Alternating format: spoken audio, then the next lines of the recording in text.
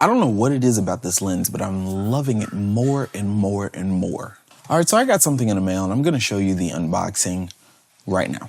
You know we gonna make it fresh.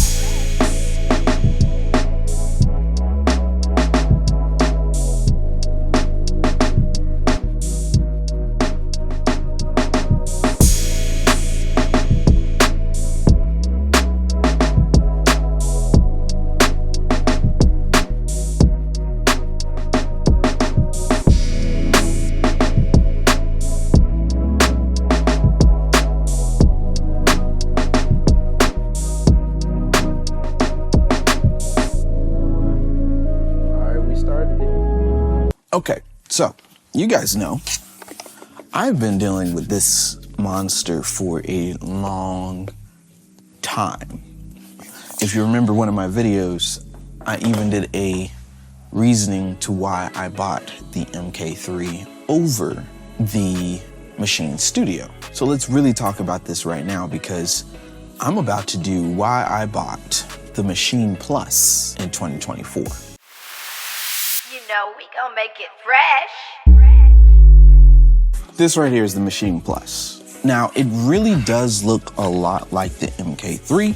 The only difference would be is they have two USB-A ports, which I'm actually gonna show you right here, in order for me to connect a keyboard, and then also it's got the power adapter that's in its place in the USB-B, which is kind of like how the MK3 has right here, instead of it being where the power button is. And I'm gonna show you if it'll focus.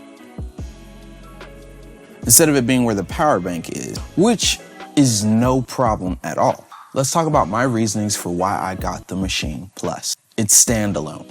Now, a lot of people complain about how the standalone isn't exactly perfect, or it isn't exactly what they want it to be, seeing as how it's only got 4 gigabytes of RAM and a lot of stuff. But I've heard from a lot of MPC Live users that it's a whole lot of work to do one thing in the MPC Live 2. And I've been rocking Maschine for a long time. So for me to forget everything that I've been doing with Maschine and learn a whole completely different workflow with the MPC Live's interface and not the Maschines, I feel crazy. It's almost the Sony and Canon debate. So it's all about workflow. I've been using this thing for about 2 weeks, and so far I have no gripes, no complaints. It works perfectly. I can arrange, I can mix. I'm not really doing too much because according to my workflow, this is not my end all be all. Like, this is to jot down ideas. This is also to make do live performances. If I want to make a beat solely straight from here, I can. This is solely so I can do more. My secondary reason for getting this is for content, strictly for content. I can make beats on the fly. I can actually make a whole album on here if I wanted to and do it on the fly. Bring some of my third-party stuff in here and do whatever I need to do strictly on here. Export the stems, straight for content. My third reason is the auto sampler. Now, yes, you can use the auto sampler in the MK3 and use it on the computer, which is cool, but the fact that I can auto sample my 808s, auto sample my pianos, auto sample anything that I use regularly on a day-to-day basis, and then put it in this standalone device is crazy.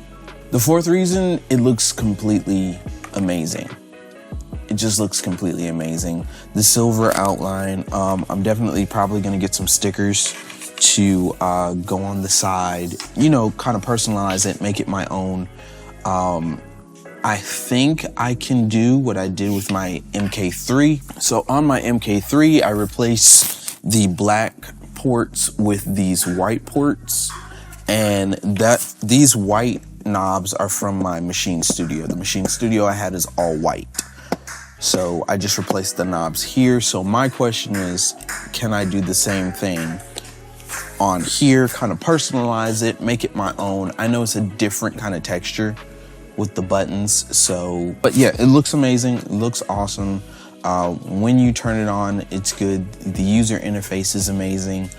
I'm not too worried about how to arrange and how to do different things in here, because mostly I'm using this for performance. But when I do want to like figure out how to like make a whole song from here, I will let you guys know and update you. This is my initial review. I have no gripes, no complaints. It's working the way I need it to work. I'm gonna probably do another video to address the issues or concerns that other people have talked about, because I haven't had any. Maybe it's because I waited until all the bugs were out, but yeah. All right, it's your boy Jay Fresh Beats, and I'm out of here. Peace.